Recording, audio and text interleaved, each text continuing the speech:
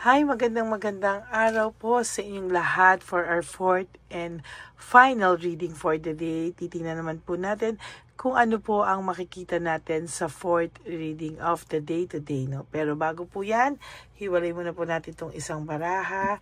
So, kamusta po ang araw nyo? Napanood nyo na po ba yung reading natin ng first, second, third reading? Sana po napanood nyo na po yan bago po kayo dito lumagtaw, no, sa ating fourth reading of the day. Tingnan po natin kung ano po ang masisilip natin dito sa ating mga baraha.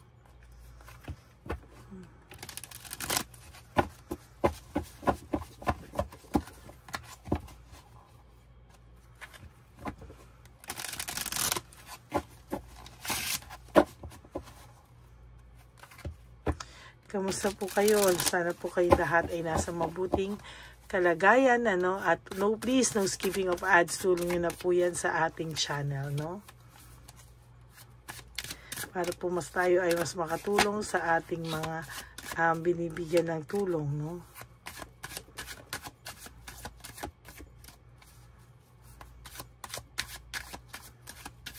Okay, pili na po tayo ng 15 cards, no, 15 kasi gusto ko i-feed yung energy niya lalo, no? So, we'll choose 15 cards. 1, 2, 3, 4, 5, 6, 7, 8, 9, 10, 11, 12, 13,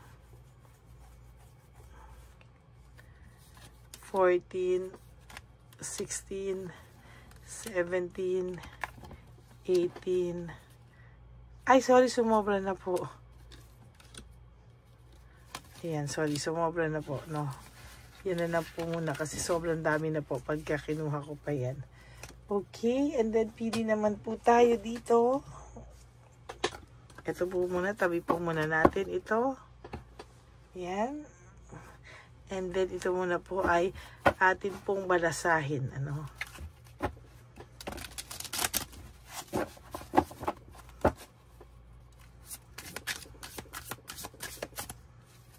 Yan. Huwag niyo po skip ng ads to, ha. Dito po tayo kumukuha ng energy sa inyo. So, panoorin niyo lang po habang kayo po ay kinakausap ko. Huwag niyo pong skip yung ads. Huwag niyo pong skip yung video natin. Okay, pili na po tayo ng 15 cards also. So, 1, 2, 3, 4, 5, 6, 7, 8, 9, 10, 11, 12, 13, 14, and 15. Yan. There you go. Itabi po natin itong hindi natin napili. Yan. At ito, no? Okay. Nakikita niyo po ngayon ay atin na pong isasani pwersa ang dalawa pong barahang ating napili.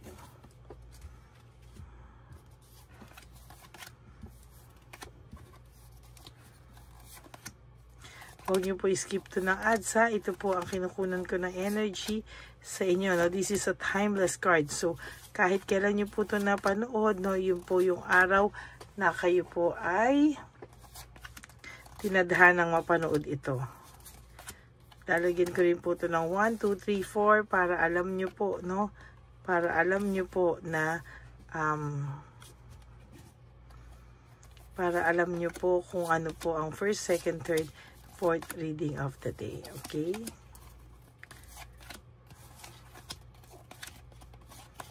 There you go. Okay, start na po tayo. Buksan lang po natin ang ating kandila.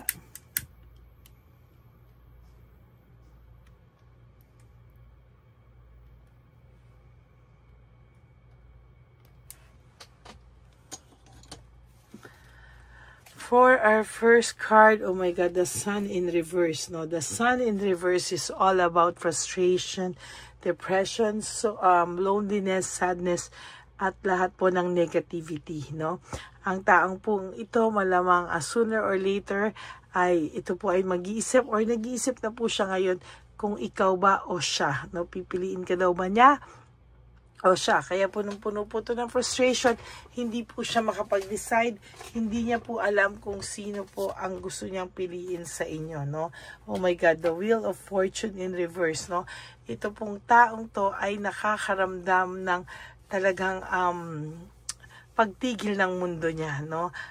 Talagang ito po ay para po siyang nalunod, no? Talagang yung Wheel of Fortune is all about bad luck, karma na parang wala na po siyang magawa, no? Kung hindi kasi this is about negativity also, this is about frustration also, undecided, na hinto po siya, stagnant po ang kanyang buhay, no? So someday po parang iisipin niya parang kailangan kong mamili, pero ang iniisip niya po kung pipiliin ka daw ba niya, nandiyan ka pa rin daw ba po ang taong to, kaya hindi po to lumalapit sa'yo kasi ang pakiramdam niya po ay ayan, no, hindi niya po alam kung anong pakiramdam mo.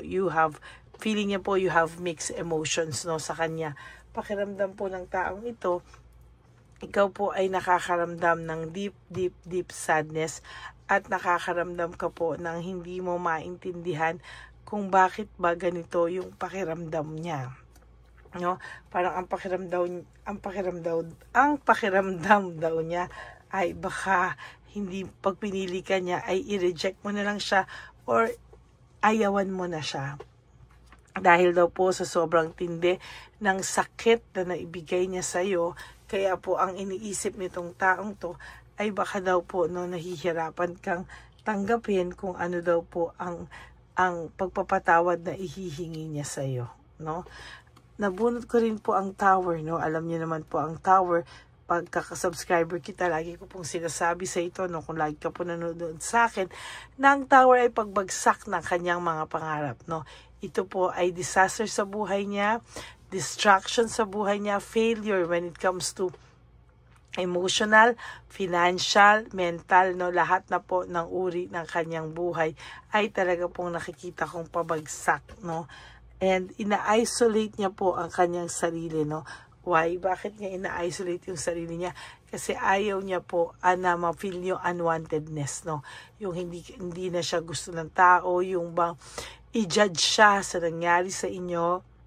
Kaya nakikita ko po, no, meron po talagang itong times sa buhay niya na medyo nag-defend siya at talagang pakiramdam niya ay nasisika niya, no, nasisika niya ng lubusan sa inyong paghihiwalay kasi pakiramdam niya po ay walang maniniwala sa kanya at talagang mahihirapan siyang paniwalain yung mga tao sa paligid niya, no? Alam mo po, kahit po ito, alam niya na yung tao sa paligid niya ay talagang nalulungkot pa rin po siya, no? Kasi po talaga pong natukso itong taong to, no? Talaga pong natukso siya at hindi po siya ngayon mapakali, no? Sa totoo lang po, wala po siyang magawang-gawang initiatives. Bakit? Kasi ang pakiramdam po ng taong ito ay totally baka wala na siyang pag-asa sa iyo. Kaya po siya na lang ang umiiwas, no? Naging stagnant po ang buhay nito, no? Ginusto na po niya at gusto niya po makawala kung ano man po ang sitwasyon na nandun siya. Pero po sa totoo lang, parang hindi po siya ngayon parang hindi siya tinutulungan ng Divine Universe ngayon makaalis kasi ang pakiramdam po niya ay para siyang sasabog, no? Parang na-stagnant siya, na-imprison siya. Talagang hindi niya po sinasadya makaramdam ng ganyang pagmamahal, no? Na talagang pakiramdam niya ay iniisip-isip siya. Sa nakikita ko po dito, iniisip niya po yung samahang meron kayo, no?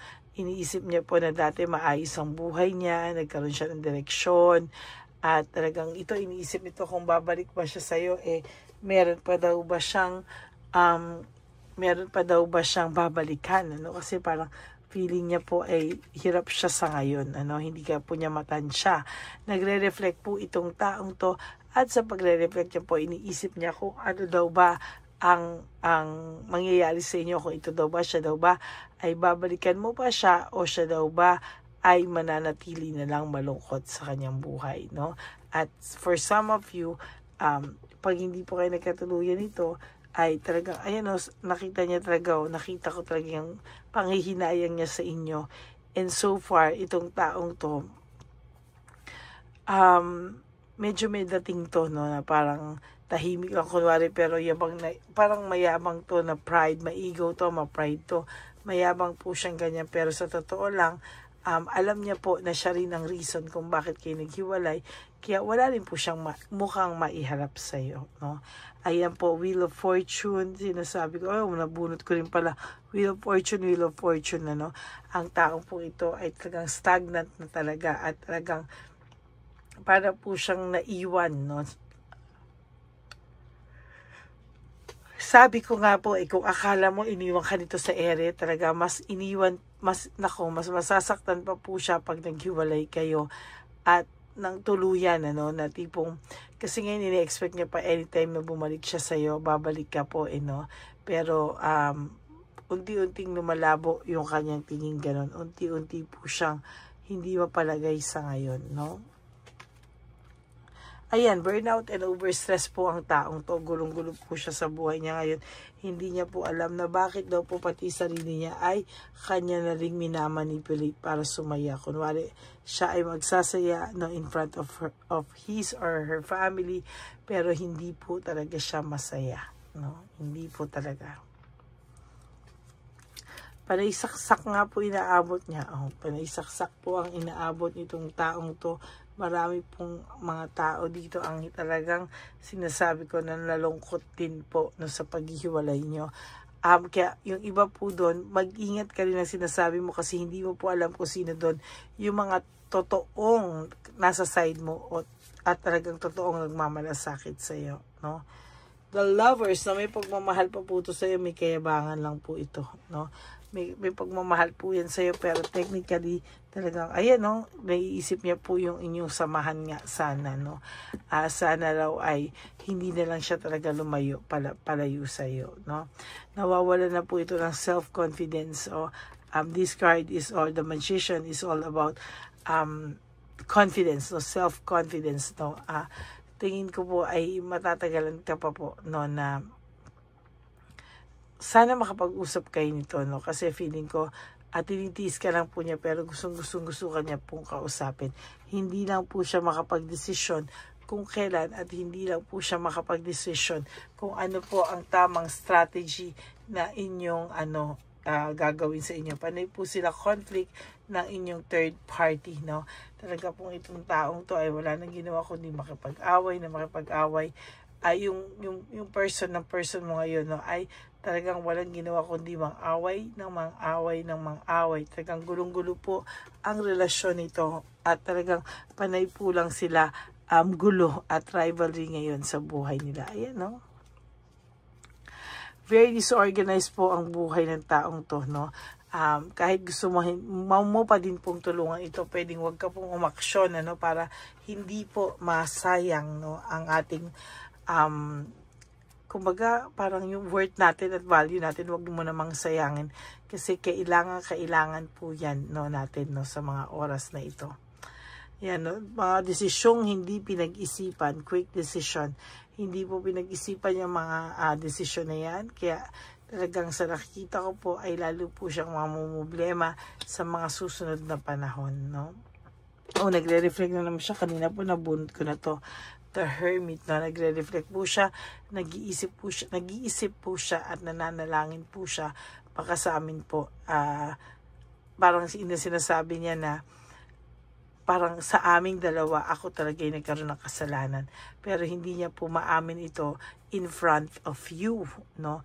Talagang dinidisconnect niya po yung sarili niya sa inyo. And sa nakikita ko po talaga, yung pag-disconnect niya po ng sa inyong dalawa, no? Maybe you block him or blinaka din niya, nagblockan kayo sa isa't isa. Pero sabi ko po sa iyo, hindi ka nawawala sa isipan nito buong araw, no? The Magician, ano? May self-confidence lang po ito na kahit ibalik mo daw siya sa nakaraan ay hindi ka pa rin daw po aalis sa tabi niya.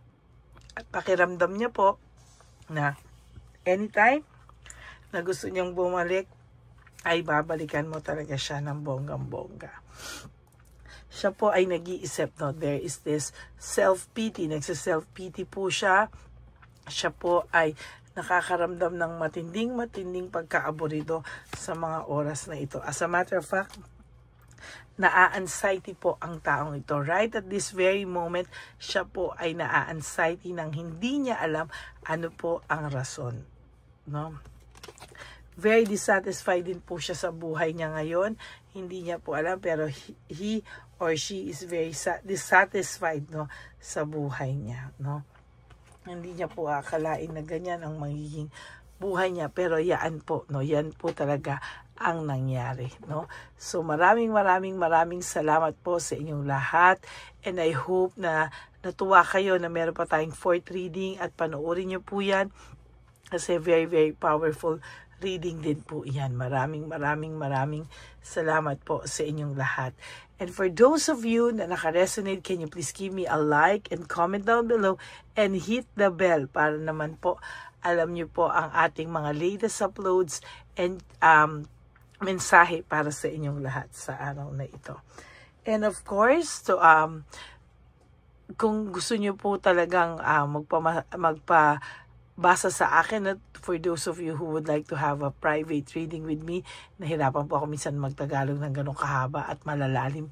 So for those of you who would like to have a private reading with me, you can message me po at Lady D Elena, that's LADYLY Elena.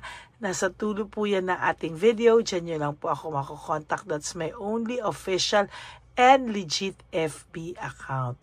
Nilabas ko rin po dyan yung FB account ng ating fake scammer kung saan siya po ay nanghihingi ng pera, nang-i-scam ng pera at nag-hack ng inyong personal details. No? So sana po ay huwag kayong mauto ng taong iyan.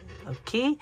At ang lagi ko pong bilin sa aking mga Lady Elena family, no, na mahal ko po from the bottom of my heart is please po, no, no skipping of ads. Tulong nyo na po yan sa ating channel at naniniwala po ako na darating ang araw, no, makakaipon po tayo ulit para sa ating One Love a Day for Street Elderly.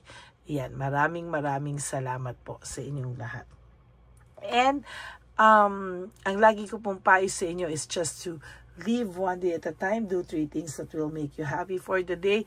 Prioritize yourself. Make yourself the priority of your life, no?